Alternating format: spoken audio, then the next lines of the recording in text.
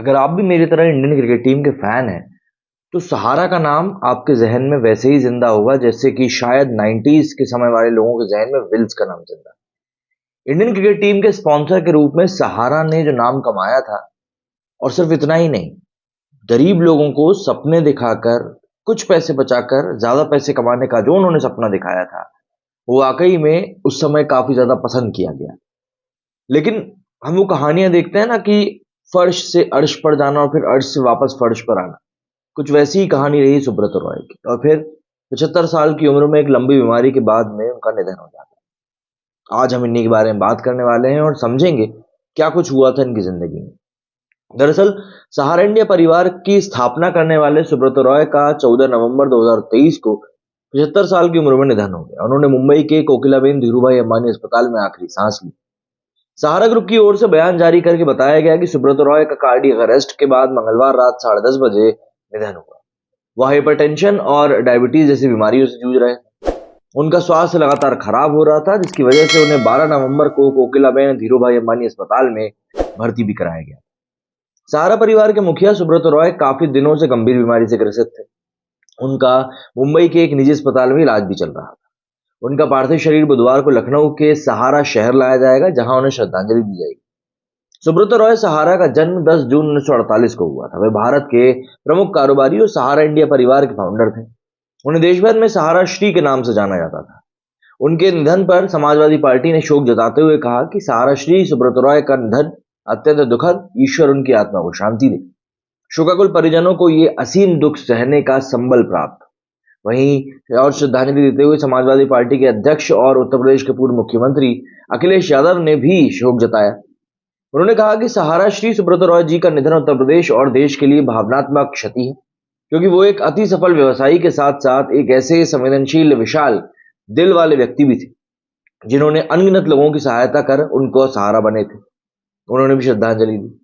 वहीं समाजवादी पार्टी के पूर्व अध्यक्ष मुलायम सिंह यादव के छोटे भाई और सपा नेता शिवपाल सिंह यादव ने भी सुब्रत रॉय के निधन पर शोक जताया। उन्होंने कहा कि सहारा श्री सुब्रत रॉय जी के निधन का दुखद समाचार प्राप्त हुआ। ईश्वर दिवंगत की आत्मा को शांति प्रदान करे और शोक संतप्त परिजनों को इस असीम दुख को सहन करने की शक्ति प्रदान करे। सुब्रत रॉय का निधन पर सहारा ग्रुप ने बयान जारी करते हुए कहा कि सहारा इंडिया परिवार के प्रमुख सुब्रत रॉय सहारा का कार्डियक अरेस्ट के बाद मंगलवार रात 10:30 बजे निधन हो गया। वे हाइपरटेंशन और मधुमेह जैसी बीमारियों से ग्रसित थे। उनका स्वास्थ्य लगातार खराब था, जिसकी वजह से उन्हें पिछले कुछ दिनों से प्राइवेट अस्पताल में भर्ती करा के रखा गया।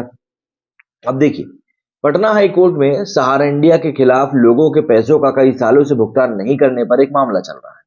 लोगों ने यह पैसा कंपनी की कई स्कीम्स में लगाया था, लेकिन बाद में सहारा श्री को इस मामले में सुप्रीम कोर्ट से बड़ी राहत मिल गई। पिछले साल सुप्रीम कोर्ट ने पटना हाई कोर्ट के गिरफ्तारी के आदेश पर तत्काल सुनवाई करते हुए रोक लगा दी। साथ ही उनके खिलाफ आगे किसी तरह की कार्रवाई को लेकर यथास्थिति बनाए रखने का आदेश भी दिया। सुब्रत रॉय के खिलाफ इसी तरह का एक मामला सुप्रीम कोर्ट में भी पहले से ही चल रहा है और वे जमानत पर इसको लेकर बाहर थे। वहीं निवेशकों के पैसे लौटाने को लेकर सहारा इंडिया का दावा है कि वो सारी रकम सेबी के पास ऑलरेडी जमा कर चुका है। मतलब कि अब वो उसको लेकर कुछ लेना देना नहीं। आपको बता दूं कि साल 1948 में बिहार के अररिया जिले में जन्मे सहारा ग्रुप के संस्थापक सुब्रत रॉय का यूपी के गोरखपुर से गहरा रिश्ता रहा। उन्होंने अपनी पढ़ाई और कारोबार दोनों की शुरुआत यहीं से करी और फिर देखते ही देखते महज 2000 रुपए से शुरू किए गए फाइनेंस कंपनी के कारोबार को 2 लाख करोड़ रुपए तक पहुंचाया। एक समय था जब सुब्रत रॉय गोरखपुर के बेतियाता में एक वकील के घर में किराए पर रहते थे और वहीं पर उनके बच्चे का जन्म भी हुआ था। सहारा श्री सुब्रत रॉय ने एक विशाल साम्राज्य की स्थापना करी, जो कि फाइनेंस, रियल एस्टेट, मीडिया और हॉस्पिटैलिटी समेत कई सारे एरियाज में फैला हुआ था। 1978 में उन्होंने सहारा इंडिया परिवार ग्रुप की स्थापना भी करी। रॉय का गोरखपुर से खास लगाव था, जैसा मैंने आपको बताया, और इसी वजह से मीडिया क्षेत्र हो या फिर रियल एस्टेट, गोरखपुर में उनकी कंपनी ने बड़ा निवेश और हमेशा किया। 2000 में रॉय के बुलावे पर अमिताभ बच्चन जैसे दिग्गज फिल्म स्टार भी गोरखपुर पहुंचे थे। बिहार के अररिया जिले में 10 जून साल 1948 को जन्मे सुब्रत रॉय का बिजनेस एक ऐसी इस तरीके से बढ़ा था, जो कि शायद लोग सपना देखते हैं ना, वैसा एक विशाल साम्राज्य की स्थापना उन्होंने करी, जो कि न जाने कितने ही सेक्टर्स में अपना इन्वेस्टमेंट करे हुए। और सहारा मतलब अगर हम समझे तो इसका हिंदी मतलब होता है मदद। रिक्शा चालकों, कपड़े धोने वालों और टायर की मरम्मत करने वालों से रोजाना 20 रुपए की छोटी सी राशि इकट्ठा करता है। सहारा भारतीय हॉकी टीम को भी प्रायोजित करता है और फॉर्मूला 1 रेसिंग टीम के साथ साथ इंडियन क्रिकेट टीम का भी स्पॉन्सर बना था। मतलब एक समय था जब सहारा वाकई में घर घर का नाम बन चुका था। सुब्रत रॉय ने साल 1978 में अपने एक मित्र के साथ गोरखपुर में फाइनेंस कंपनी की शुरुआत करी थी, जिसका की ऑफिस सिनेमा रोड पर स्थित था। शुरू में ये किराए का ऑफिस एक कमरे का था, जिसमें 2 कुर्सियां लगी होती थी जब रॉय अपने स्कूटर से यहाँ आते थे। इस फाइनेंस कंपनी के जरिए सुब्रत रॉय छोटे छोटे दुकानदारों से सेविंग्स कराते थे। कुछ समय में पूंजी थोड़ी बढ़ी तो कपड़े और पंखे की छोटी फैक्ट्री भी शुरू कर दी। स्थानीय लोग बताते हैं कि इस दौरान वे अपने स्कूटर से ही पंखा और अन्य उत्पादों को बेचा करते थे। खुद दुकान दुकान जाकर पंखा पहुंचाते थे और दुकानदारों को छोटी सेविंग्स के बारे में जागरूक करते थे। सुब्रत रॉय की यात्रा गोरखपुर के सरकारी तकनीकी संस्थान से मैकेनिकल इंजीनियर की शिक्षा के तौर पर हुई थी। साल 1976 में संघर्षरत चिटफंड कंपनी सहारा फाइनेंस का अधिग्रहण करने से पहले उन्होंने गोरखपुर में व्यवसाय में कदम रखा था। 1978 तक उन्होंने इसे सहारा इंडिया परिवार में बदल दिया, जो आगे चलकर भारत के सबसे बड़े बिजनेस ग्रुप में से एक बना। धीरे धीरे उनकी बातों का असर हो रहा था, लोग उनसे जुड़ रहे थे, खासकर कि मिडिल क्लास और लोअर मिडिल क्लास के लोग। बैंकिंग जरूरतों और रोजगार के अवसर के बीच सुब्रत रॉय की स्कीम सफल साबित होने लगी। हालांकि इस बीच 1983-84 में रॉय के कारोबारी मित्र एस के नाथ ने अलग होकर दूसरी कंपनी बना ली। इसके बाद रॉय ने लखनऊ में अपनी कंपनी का मुख्यालय खोला और फिर कभी पीछे मुड़कर देखा ही नहीं। रॉय की लीडरशिप में सहारा ने कई व्यवसायों में विस्तार किया। ग्रुप ने 92 में हिंदी भाषा का समाचार पत्र राष्ट्रीय सहारा लॉन्च किया। 90 के दशक की अगर हम बात करें तो इसके आखिर में पुणे के पास महत्वाकांक्षी एम्बी वैली सिटी परियोजना शुरू करी और सहारा टीवी के साथ टेलीविजन क्षेत्र में भी एंटर कर गए, जिसे बाद में सहारा वन नाम दिया गया। सन 2000 में सहारा ने लंदन के ग्रॉसवेनर हाउस होटल और न्यूयॉर्क शहर के प्लाजा होटल जैसी प्रतिष्ठित संपत्तियों के अधिग्रहण के साथ अंतर्राष्ट्रीय ऑब्वियस सी बात है हेडलाइंस भी बनाई। लेकिन साल 2004 में जब सुब्रत रॉय के दोनों बेटों की शादी का जश्न हुआ, जो कि हफ्ते भर से भी ज्यादा समय तक चला था, वो काफी ज्यादा चर्चा में रहा। दरअसल ये सबसे ज्यादा चर्चा में रही भारतीय शादी भी मानी जाती है। शादी समारोह में करीब 10,000 लोग शामिल हुए थे, जिनमें बिजनेस जगत की हस्तियां, बॉलीवुड के सितारे, क्रिकेट और फैशन वर्ल्ड के दिग्गज शामिल थे। इन मेहमानों को विशेष विमानों से लखनऊ तक लाया गया था। लेकिन इन सब चीजों के बावजूद भी गोरखपुर से शुरुआत करने वाले सुब्रत रॉय ने जब बुलंदियों को हासिल किया, तब किसी ने नहीं सोचा था कि वो इस तरीके से नीचे आएंगे। रॉय ने 1970 के दशक में चिट फंड बिजनेस की शुरुआत भी करी और देखते ही देखते एक ऐसा साम्राज्य खड़ा किया जो कि न जाने कितने लाखों से लेकर करोड़ों तक होते हुए अरबों रुपए तक पहुंच गया।